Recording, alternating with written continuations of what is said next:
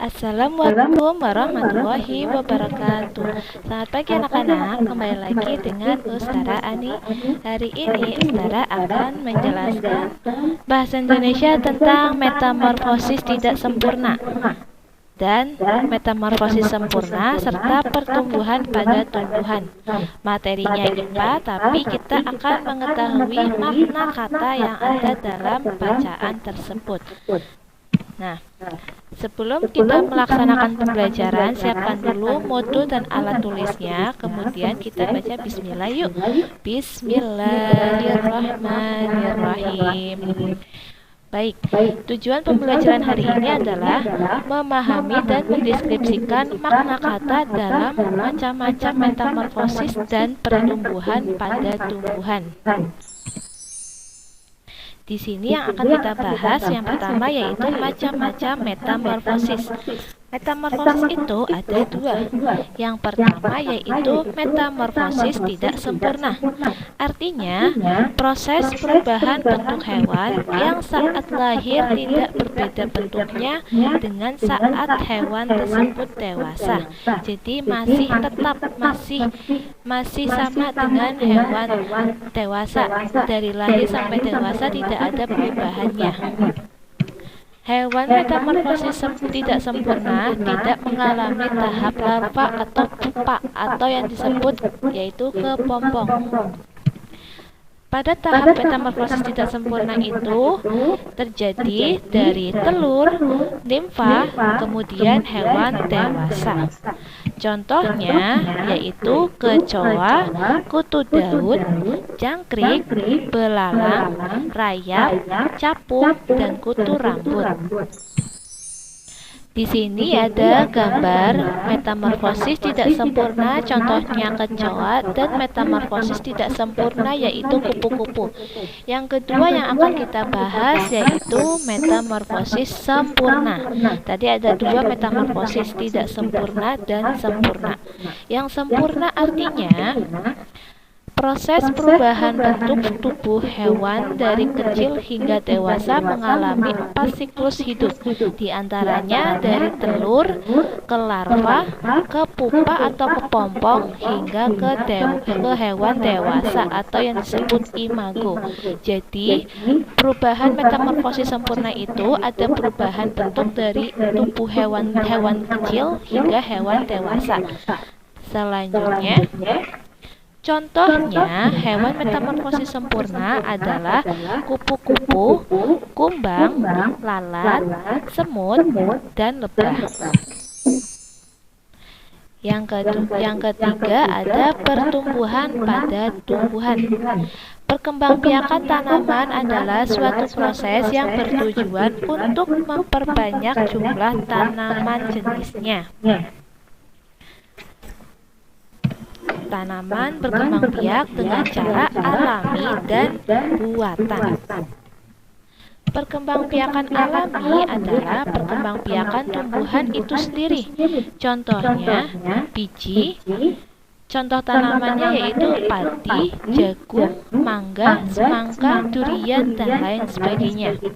Yang kedua ada rizoma atau akar tinggal. Sebagai contoh, tanamannya yaitu lengkuas, kunyit, jahe, dan jeliango. Yang ketiga ada umbi batang. Sebagai contoh, kentang, umbi rambat atau janar. Yang keempat ada geragi atau stolon. Sebagai contoh, serumpun arbai, pegagan, dan semanggi, juga rumput teki. Yang kelima ada tunas. Sebagai contoh pisang, bambu, dan asparagus. Yang keenam ada umbi lapis. Sebagai contoh sebangsa bawang-bawangan. Ada bawang bombay, bawang putih, bawang merah, bunga tulip, dan sebagainya. Yang terakhir ada tunas adventif.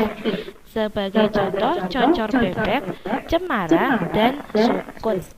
Ini adalah contoh perkembangbiakan alami. Selanjutnya, di sini ada gambar yang berkembang biak dengan perkembangbiakan alami. Bisa anak-anak lihat di modul halaman 24 juga ada dan 23. Selanjutnya ada perkembangbiakan buatan. Tadi alami, yang sekarang buatan. Artinya, proses perkembangbiakan tumbuhan dengan bantuan manusia. Tujuannya untuk memperoleh tumbuhan baru dengan cepat dan tidak bergantung pada musim. Di antaranya ada mencangkok. Mencangkok adalah cara untuk memperbanyak tumbuhan dengan cara memotong dahan tumbuhan dari tumbuhan induknya. Contohnya jambu, jeruk, rambutan. Yang kedua ada menempel atau okulasi, yang artinya dilakukan dengan cara menempelkan tunas tumbuhan lain kepada tumbuhan yang masih satu jenis. Contohnya buah mangga arum manis dengan mangga mana lagi.